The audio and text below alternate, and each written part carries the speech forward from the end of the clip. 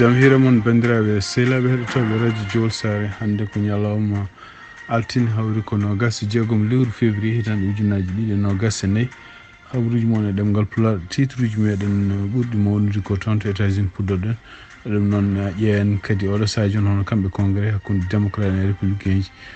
koɓe kalata ko fati budget wote en hande toon to États-Unis ma en jaa toon to Georgia hono suka debbo goto baraɗo toon taw mo kanko hoore makko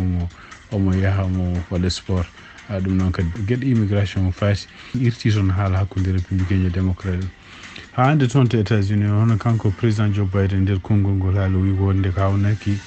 cessez-le feu ma wat toon to Palestine ndeɗo yontere haade mum mayata ɗum noon ko altini garowo ɗum ɗo fof kadi ko ƴeewde beele kayɗe hunde kadi ne wawi walludemo toon to Michigan par ce que woteji ne mbaɗa toon janggo ene wayno ko ɓuuri hewde e julɓe wonɓe toon ɓe mbi wonde kene goota pour wiide wonde ko jokkodirani makko ɗum noon kadi ko menace wonande campagne makko habaruji men international puɗɗorɗen ko toon to Sénégal hono kanko Macky Sall ne waɗi déclaration wi ko woni koye miijade ñande alarba pour wadde proposition loi wadde ko wiyete amnesty ɗum noon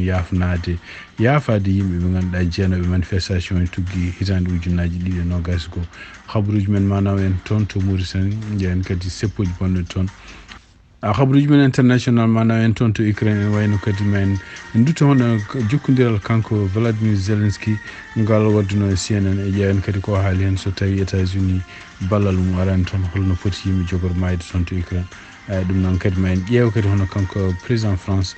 ko haali ene wawi pour wallude Ukraine ɗum noon ko gueɗe patuɗo en militaire neldude militaire uji makko toon to Ukraine donc ɗum woni titre uji ɓurɗi mawnude e ɗiɗo habaruji mbaɗan toon hande oɗo ñalawma altini nogas e jeegom lewru février hitande ujunnaji ɗiɗi e nogas nayyi min gara détail uji joni so tawi Allah jaaɓi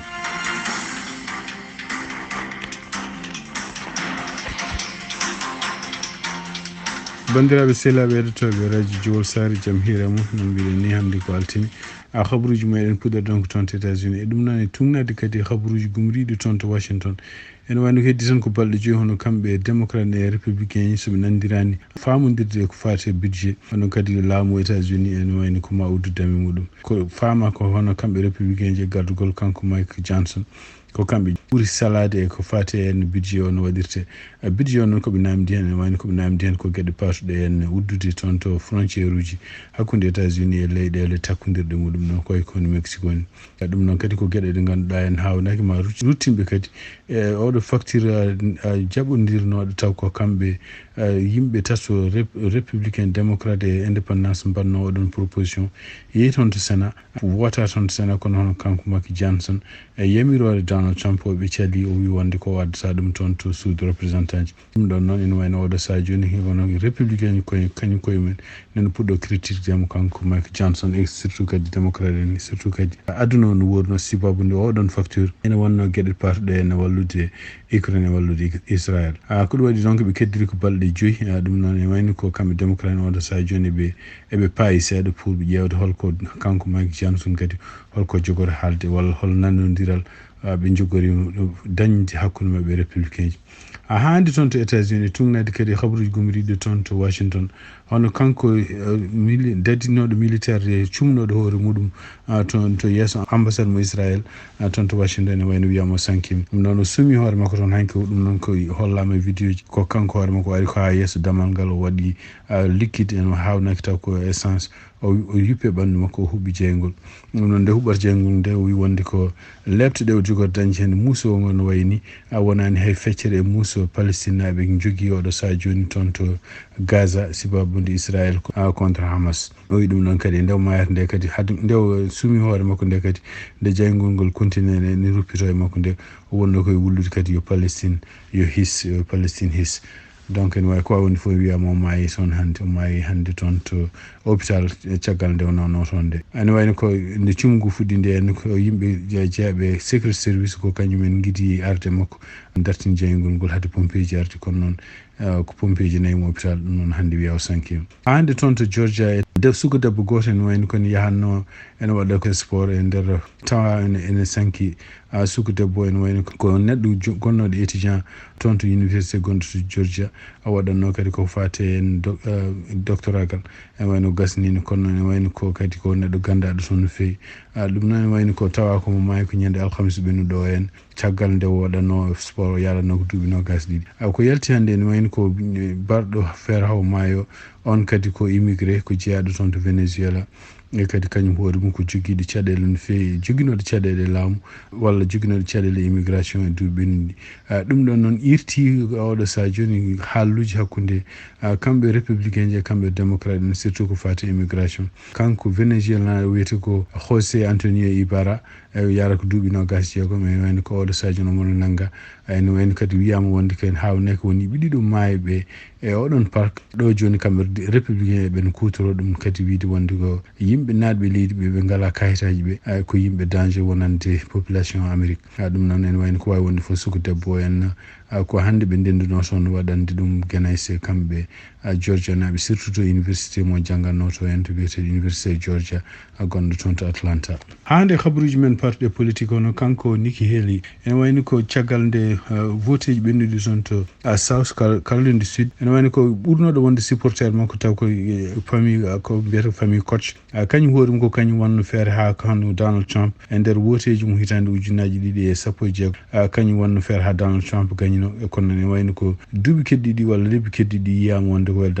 Donald Trump ko kanko kadi supporte noon Nikki Haley o wi noon e tugnade kadi konngol jaltugol no wi tawde Nikki Haley perdi Caroline du Sud ene wayno ko continue o supporte ɗum ha hande kono noon kalisaji mbaɗanno hen maɓe dartinoɗo sadio kono ɗum haɗani Nikki Haley en continue ha hande campagne muɗum e tugnade kadi habaruji gummiɗi jaltuɗe CNN surtout yennde gouverneur New Hampshire biyeteɗo Sununu o haali kanko hoore makko jeeya koye campagne hono Nikki Haley o wi Nikki Haley omo jogui en yakar Nikki Haley ma nometeɗo ko fati wonde candidat républicain ji pour wottede Joe Biden ko ɗum waɗi en wayno oɗo sadio nen teskita kadi hono républicain ji woɗɓe kadi taw ko minorité nen continue ne ƴefta campagne oɗo sadio pour wiide so tawi ko Donald Trump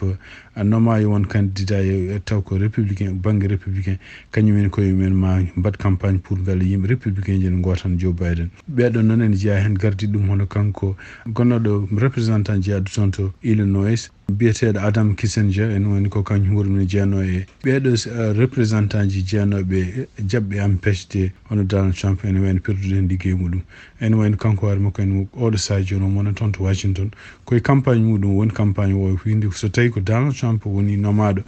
pour yo won président kanko wawaɗe feere foof o wi wonde hono Donald Trump koyngal mum wasa dartade toon to bureau ovale e ɗum noon o wi wonde ko Donald Trump ko neɗɗo mo ganduɗa ɓurɗo wonde bonɗo meɗɗo nadde toon e ngoɗo bureau taw ko bureau mo États-Unis ko mbiyata Maison Blanche o wi ɗum noon kadi enen ko kanko hoore makko mo waɗa feere foof wawa ɗum ko wawi beele mo wawa dandude démocratie mo États-Unis e ɗum noon kadi ko golɗon konngol kadi hono kanko Liz Cheney kadi ko ɗum woni ko continue mo haala oɗo sadio joni andaka noon est ce que kanko Liz Cheney mo watta ko wiyete won candidat ko mbiyata parti indépendant kono ko wawi wonde fof en wayno ko républicain ji eɓen ɓeydo e hewde toon to Washington e leydi he o fuɗɗi wadde campagne oɗo sadio joni pour contre makko kanko Donald Trump e ɗum noon kadi ene wayno kadi chiffre uji kadi hono kanko Nikki Haley o dañi ɗi ɗum ɗo fawti ko hunde kadi hollude wonde hono kanko Donald Trump omo jogui yimɓe ɓe ganduɗa oɗo sadio ne lundi mo e parti républicain e nder habaruji men international puɗɗortoɗen ko jokkodira hono kanko Vladimir Zelensky ngal wadde CNN ɗum noon ko émission spécial mbaɗa toon woni won jokkodire e journaliste uji CNN e nder konnguji ɗi o haali ko ɓuuri heewde tan wi wonde ko oɗo sadio so tawi États-Unis wallani walla ballal muɗum patungal e ko fate no wallude e Ukraine e surtout capanɗe 6 billion ngaji votunoɗi taw ko Sénat voti ɗum hono kamɓe républicain ɓe cali oyso ngal ballal arani toon to Ukraine ene wayno ko million ngaji yimɓe mamayi toon to Ukraine sibabunde kamɓe rusinaɓe ɓe continue oɗo sa joni bombardude guure kewɗe ɗum noon ko heftude leydi Ukraine ɗum noon o haali ɗum ko jokkodiral makko no mbiɗen ni kono makko CNN o haali kadi wi wonde ko oɗo sa joni hono kanko ancien président Donald Trump wolludemo wiide kañum hoorumum ene continue en supporti Russie walla ne yiiɗi Putin kañum hoorumum oy ɗum ɗon kadi ko hunde lundinde jikkuji États-Unis on continue ñagade kadi républicain surtout yen kanko Mike Johnson yo ɓe garta kadi ɓe jaɓa vote ko fate ballal pattugal toon to Ukraine sifti ɗon tan ko ene wayno ko ngalɗon ballal kadi ɗum ɗon wawi wallude ɓe kamɓe Ukraine pour dañde ko wayno cour en dañde kadi ko wayno kaɓirɗe mabɓe nde ɓe jogui toon ɗe koɓe kutori ɗum ko ɗum waɗi yentorɓe ne kamɓe koye mabɓe sibabude no wiira sibabude ngalɗon ballal wasarde sibabude kadi oɗo sadio mankiredeɓe kure walla keɗɗe ɗe ganduɗa kaɓirteɗe ɓe mbawi perdude won guure goɗɗi gonɗe to banggue worgo leydi ndi ko ɗum woni hono kanko Emmanuel Macron e tugnade kadi halluji entretien kanko hoore makko mo waddi e yimɓe jaydiyankoɓe o wi wonde ko hawnaki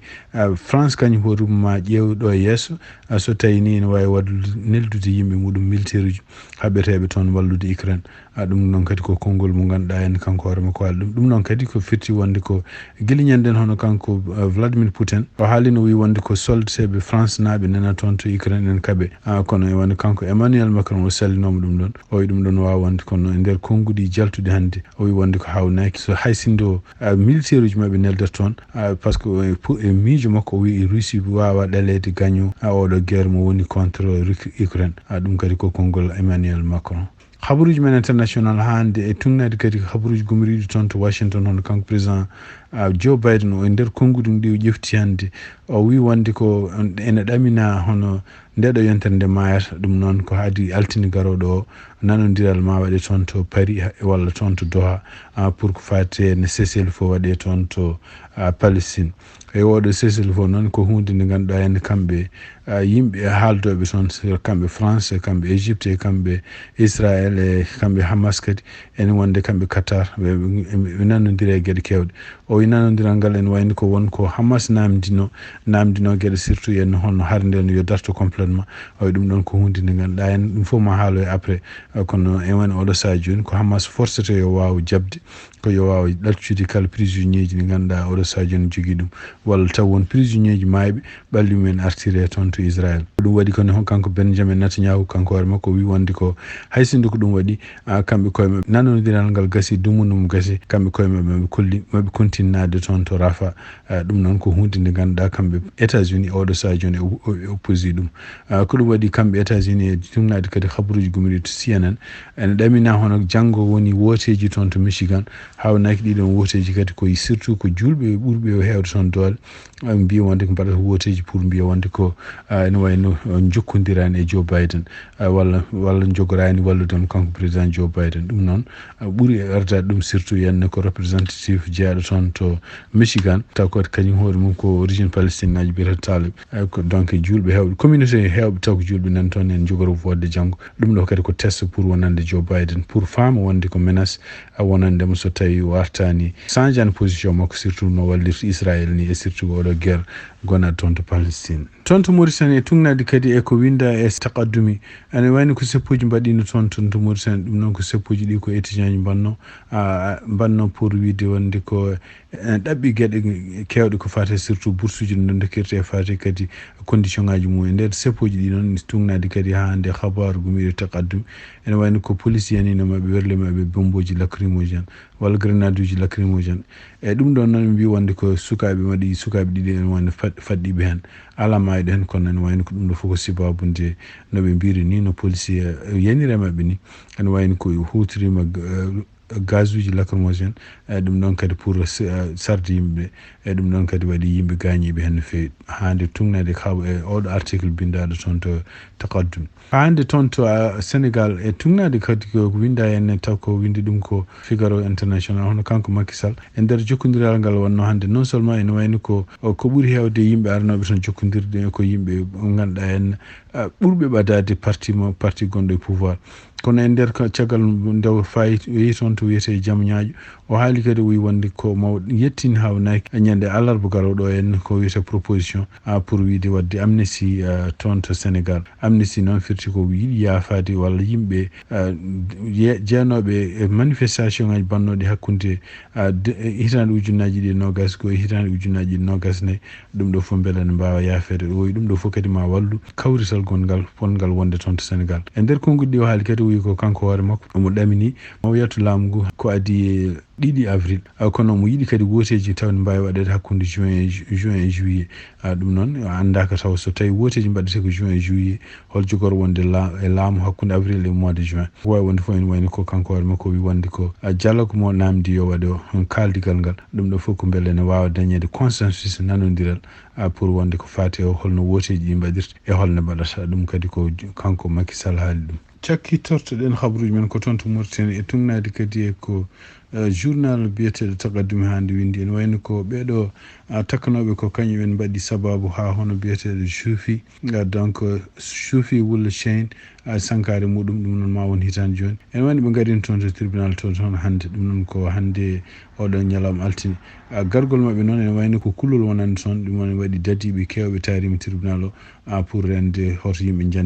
jande tribunal o kamɓe arɓe toon ɓe noon takkaɓe ɓe koɓe jeetoto kono ko teskita kadi hono kanko Khattar ko kanko kadi ko mawnum walla ko frère Choufi Khattarul Chaine kanko hoore makko ene wayno ko o haali o wonde ko famille makko walla yimɓe suppirtuɓe oɗo kayo ñaawe fof ene wayno ko keppuno oɗo ñalawmde arata pour ƴewde holno justice Mauritanie waɗata o noon ene wayno kanko hoore makko wi wonde komo namdi justice Mauritanie yo ñaaw ɓeɗo ñaaw ɗumen taw ko ñaawgol gonga ɗum noon ene wayno ko ɗum ɗon ɓe paadi ko wonde ɓeɗo en goto men fof yo ñaawe sababude caɗele ɗe waɗi ha Choufi mayɗe o surtout ene ko yimɓe nayo ardiɓe ko fate en oɗo police wonɓe responsable e yimɓe wonduɓe mumen ɓeɗo foti ñaawede ɗum noon siftini ɗon tan ko maygol Choufi waɗino caɗele mawɗe toon to Mauritanie ma won hitande ha waɗi manifestation ngaji ha heewi ha ɗum waɗi ha ministére toppitiɗo ko fate affaire publique mo Mauritanie wawi nangude hen yimɓe nayo ɓe ene wayno ko kañumen mbiya wonde ko kañumen goni warɓe hono Choufi taw kadi mbaɗi ɗum ko préméditation donc ko ene ganni ganjam ha o maayi hen ko wawi wonde fof ɓeɗo jeetoto fof gaddama toon to tribunal gonɗo Nouakchott banggue rewo. Bandiraɓe sehlaɓe heɗotoɓe radio Djiwa Sar ko ɗi habaruji min jogon noon hande oɗo ñalawma altine 26 lewru février hitande ujunnaji 2024 yen mbaalo jaam ha janggo kadi so Allah jaaɓi on jarama.